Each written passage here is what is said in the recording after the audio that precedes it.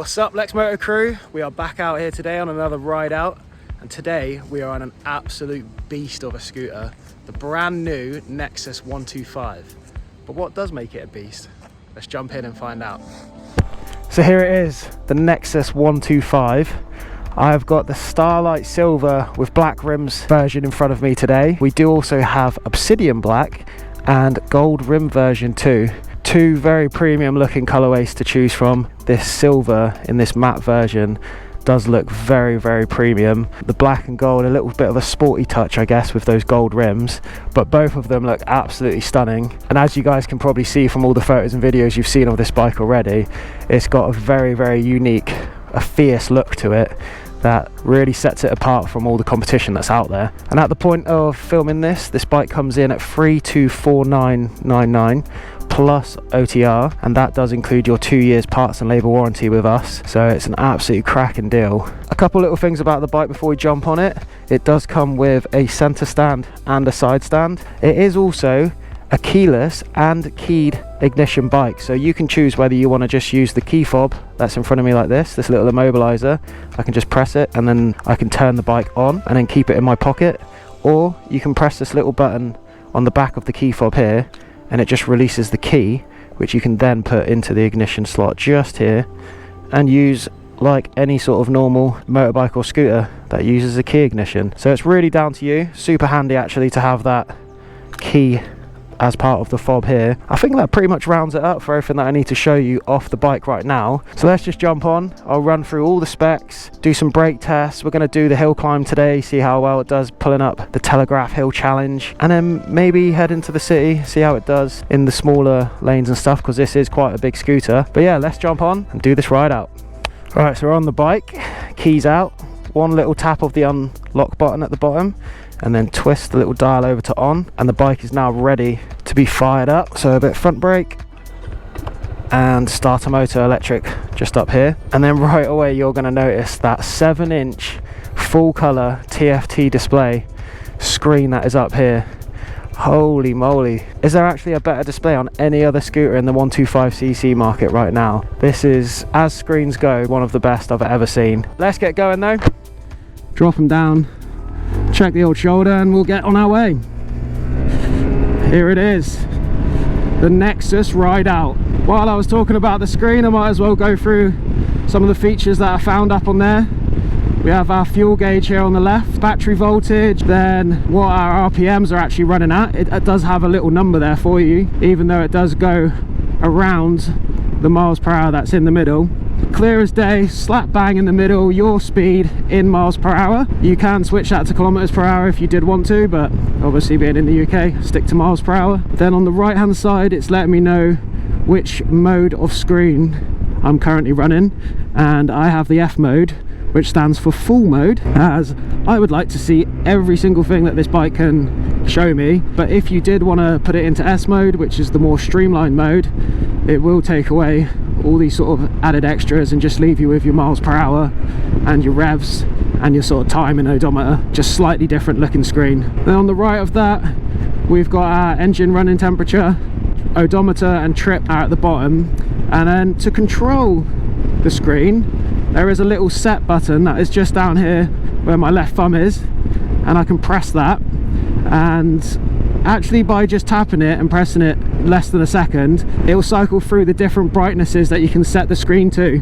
So say if you're riding in broad daylight like today, I'm going to press it 5 times. It goes to its brightest setting, allowing me to see the screen really clearly. But if you're riding at night and you don't want that distraction down there, you can set it to be really dull as it is now, and I'll press it 5 times and it goes all the way to its brightest setting. Having a 7-inch full color TFT screen like this is just absolute madness. What a time to be alive. There are also some other settings, so you can basically hold down that set button, it will cycle through the different screen modes, and you can actually find out if there's any faults with the bike. It will come out of a little diagnostics panel, so you can see a fault code. Very easy for our dealers to diagnose this bike, find out if a sensor's gone down or anything like that. One thing that I should mention, this is a 125cc scooter, and it is our most powerful 125cc scooter that we do and we've ever done. It's coming in at 14.2 horsepower, and the legal limit for 125cc's is 15 horsepower, so it's not far off right there. And we're going to have a little test as we come up this hill. Get out in front of this bus. 14.2 horsepower at the throttle right now on a scooter is absolutely amazing. So it's just over 11 newton meters of torque as well, so pulling yourself up the hills, it's got the power and the torque to take you there. I can immediately feel it. Say if you're riding the SRT, one of our more entry-level style scooters, it's coming in, I think it's like 9 horsepower or something, and then jumping onto a scooter like this, 14.2 horsepower, I feel like I'm riding on a bullet bike. So I'm going to take this scooter onto the motorway. As always, don't recommend it, but I am the guinea pig. So we're going to find out what the top speed is of this bike. As we're cruising along here though, I might as well and tell you a little bit about the brakes. We've got 260mm discs on the front, 4-pop piston calipers, and that is an amazing front brake disc system right there. That is more than enough for a 125cc scooter like this. And we have a 220mm disc at the back with a single pot caliper. Again, having discs at the back is a huge bonus. If you're laying it out on paper against the PCX, I might be comparing this a couple times today against the PCX, but yeah, laying this bike out on paper, the PCX actually comes with drum brakes at the back. They will do the job, but disc brakes front and back for safety is a huge bonus. Basically, drum brakes, they can like overheat, wear out, and they just don't have the stopping power that hydraulic disc brakes have. Combined braking system on this bike, which just means that if I'm applying the front brake, it will give me a little bit of the back brake as well and help level out the bike a bit. Alright, let's get some throttle on as we fly up past 50 miles an hour already. There's 60 as our speed limit along here, and immediately, like the XDV 300, this scooter feels incredibly smooth. It is just soaking everything up on the road right now. Through the 37mm telescopic front forks, those are some long travel front forks right there. That's why the front wheel seems to stick out as far as it does. It's actually like quite a long travel front suspension, linked up with that 14-inch front wheel.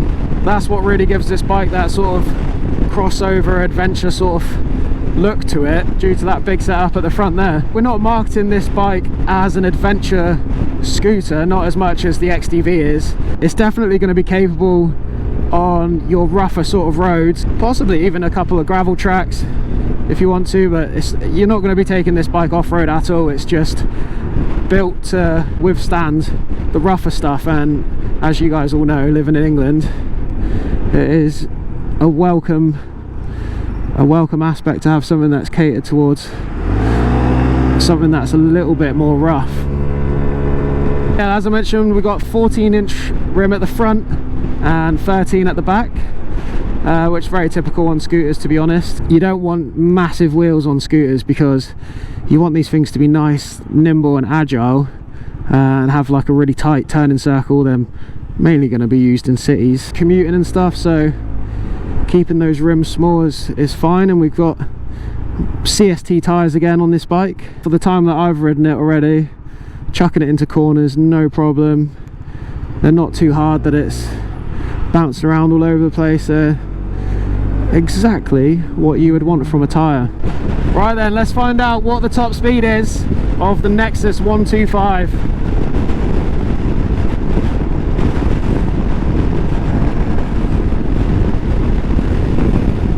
We're at 60 already. I feel like I have a really strong headwind on me today. We're up to 65 here. You can definitely feel the wind pushing me back. 65 miles an hour seems to be where we're at the moment. Might just tuck down a little bit and see if that changes anything. up to 66, 67. Turns out being more aerodynamic is really helping. I am right behind the screen right now. 68. There it is, 68 miles an hour. If I put my hand in front of me, I can feel the air just hitting me on the top of my helmet here. So it's doing a really good job of buffeting the wind away from my body. My shoulders are absolutely fine here. But yeah, as it is a 125cc scooter, you won't be using this bike as a long distance commuter on motorways and stuff like that. Got a 68 out of it. Okay guys, let's check back in for the Telegraph Hill Challenge. Okay guys, we're at the bottom of the Telegraph Hill. Really strong incline up here, so it's just a good chance to see how well the bike performs up a steep hill. As we enter the hill, we have a caravan and a bus in front of us. I'm at 60 miles an hour. And I think I'm going to be able to overtake these guys. Let's find out. We've passed the caravan already. And the Suzuki Jimmy. Not sure what you're doing at that speed, but I'll go past you too. And we'll go past the bus at 50 miles an hour. Nicey nice. We'll just drop back in. Yeah, the bike is definitely on the heavy side at 173 kilograms, but it is a big bike. It makes up for it in its size. So it's probably what's holding it back right now. As we get to the top at 49, 50 miles an hour, I would say it's not lightning quick up the hills, but it definitely did it without any issues. I did feel really safe on it actually, being able to go past all those cars and buses. Telegraph Hill Challenge, what did we say? Anything around less than 50 miles an hour is a fail, so it's just about snuck through on that, I'd say. I'm coming back on the direction we came and I'm able to sit at 70 miles an hour right now. If we dip down this little hill, it should push a bit further, but the limiter of this bike is pretty much at 70 miles an hour. But there you go, you can get to it if you really want to. One thing that I should actually really mention from riding at those top speeds right there was the actual protection that I'm getting around my legs right now. You can see that the panels actually wrap around where my legs are. I can really feel that my legs are just tucked in behind the bike here, not getting anything on them whatsoever. So for UK riding, especially in winter time and stuff like that, when you're going to have water flicking up around you everywhere, having this protection around the side of your legs is actually really good. I definitely feel like I'm sat inside the bike because of the weight of it and just the general size of the bike.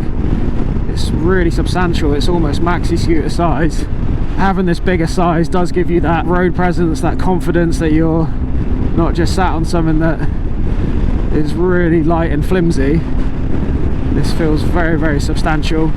The seat itself, one of the widest seats that I've sat on in a while, incredibly comfortable. The bar has been set high with the Titan seat, and I think the Nexus might be topping the charts for comfortableness. You sit back into where the pillion seat rises up, so I feel really secure in here, having the seat just gently pushing me along. And yeah, if you were to take a pillion passenger, a pillion passenger, a little bit of Sean Connery coming through. Yeah, if you were to stick a pillion passenger on this bike, they have also got an incredibly wide seat. Very, very comfortable. For anyone that doesn't know, you can only have pillion passengers on A2 licenses and above. So if you have a CBT license that you can ride this scooter with, then you cannot take a pillion passenger legally.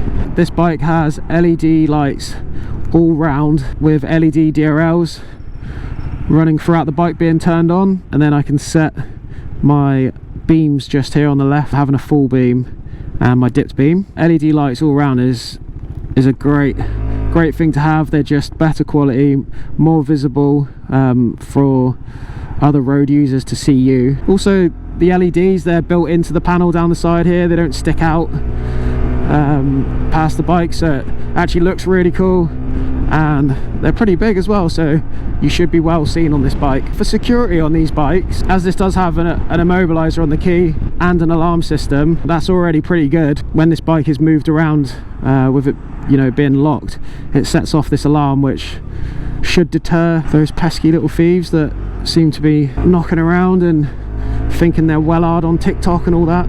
But another handy little thing to do is to get an Apple AirTag. I have on my motorcycle myself. I have a little AirTag tucked away somewhere in the bike. It really does give me that peace of mind when I do leave my bike that I do have some sort of tracking system on it, and it's literally like 30 quid. I would definitely recommend getting one of those and just hiding it under the seat somewhere.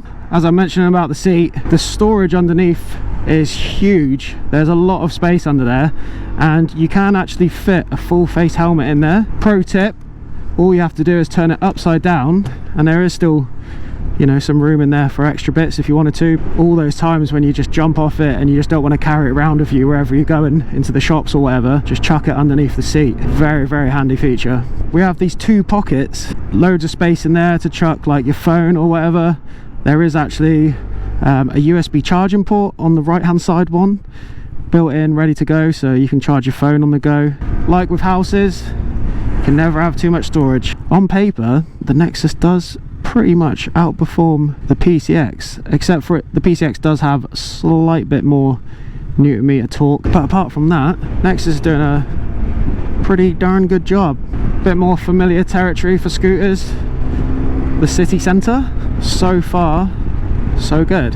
So as with pretty much every single scooter that's on the market, it is twist and go automatic transmission, the CVT. Up on the front here we have a dipped beam, high beam, a little passing light flicker here. We've got a hazard warning lights, our horn, and our indicators. On the right hand side we have an electric starter, our kill switch, and then of course we have our front and rear brake. Then underneath that, obviously the ignition dial, very typical on scooters these days. As I did mention earlier, we do have a powerful 14.2 horsepower 4-valve liquid cooled single cylinder 125cc engine on this bike, which at the moment for the last 444 miles has been doing really well. Still technically in its running in period, so it'll probably loosen up even more over the next couple hundred miles. The fuel tank capacity on this bike at 12.5 litres, that is giving you some incredible range between filling up. A lot of scooters, they come in at like 6 litre fuel tanks, and that just means that you're going to have to be in and out the petrol station a lot more than you would do on a bike like this. But as with all of our 125cc motorcycles and scooters, they're just incredibly frugal modes of transport. Something else which I didn't mention about the seat was the seat height. It's 760 millimeters, so really accessible, not too high, not too low at all, just a perfect height for a scooter. Considering we're off the main roads, let's do like a little bit of a brake test down this road and see what happens when I just slam the brakes on. We're going to go from 30 miles an hour when I get to this Golf here, no one behind me. There's 30 and brake. Ooh, a little bit of a skid there. Yeah, stopped pretty quick. That is the thing with a combined braking system compared to an ABS system, is that you can lock the wheels up. So yeah, it's going to come down to user just to feel it. You might want to release a little bit on the brakes and let the wheels roll just for a split second to stop them sliding. But generally, once you're in a skid and you're doing about 30 miles an hour, you shouldn't be traveling for too long anyway. But yeah, let's do that again. I think I just hammered on the rear brake. All right, 30 miles an hour. And brake. There we go. A lot more controlled then. It's just something that you need to get used to. I'm really enjoying the handling of this bike actually. It feels very, very balanced, very secure on the road. It does actually have a really long wheelbase. Like the total length of this bike is like 2.2 meters, and that extra wheelbase length just makes the bike feel very, very planted and stable. Yeah, I know that it isn't the smallest scooter and not the lightest for sure, but it is definitely still very, very maneuverable. I'm putting it right on its side here. Haven't found the scraping point yet on this bike, which I have done on a few of our other scooters. That's always a fun moment. You ever scrape the side of your scooter when you're going around a corner? It'll scare the living daylights out of you. We've done a bit of a top speed test, done a bit of handling just then. Let's try a bit of low speed handling actually. If I wanted to turn around here, over my shoulder, and made it round, that was great. That actually handled really well. Let's try it again. I always go right in my videos because I'm naturally used to just turning right like that, and I guess being left side of the road, that's what we usually do. Coming into it here, over his shoulder, and then ease it round. Beautiful. I think I've got to say that the Nexus is my favourite 125cc scooter that we do. I have absolutely no qualms with it whatsoever. It might not be the fastest. I mean, yeah, it's a 125cc scooter though. You don't really want to be doing 70 miles an hour on it anyway, even though it can get up to it. But yeah, the sheer fact that this is incredibly comfortable, very easy to use, an absolutely beautiful screen up at the front here, loads of storage space, can get your helmet inside it. Sounds a bit weird. And also, it actually looks really cool.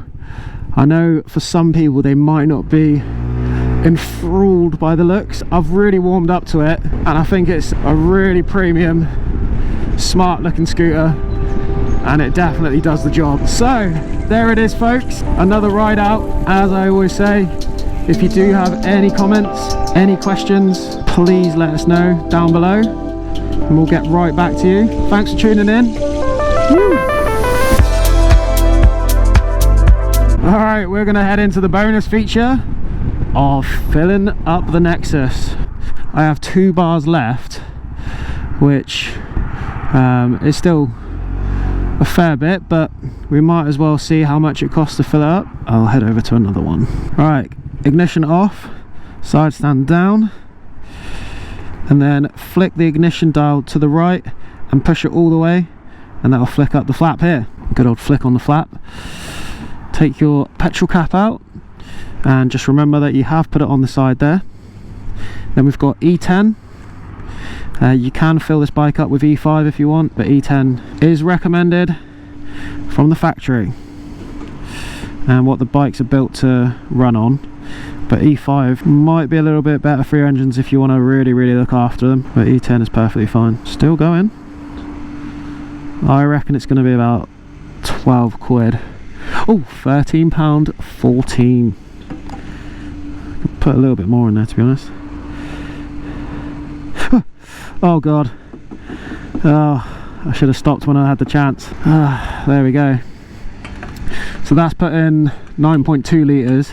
I reckon a full tank, you're looking at like maybe like 16 quid to fill it up. There we go. Fuel cap back on, close that down, that's done. And then just turn the ignition off just in case someone decides to try and steal your bike. Now they won't be able to do that. So let's go in and pay. Thank you very much, cheers. And then coming back to the bike, I want to get my fob out, unlock.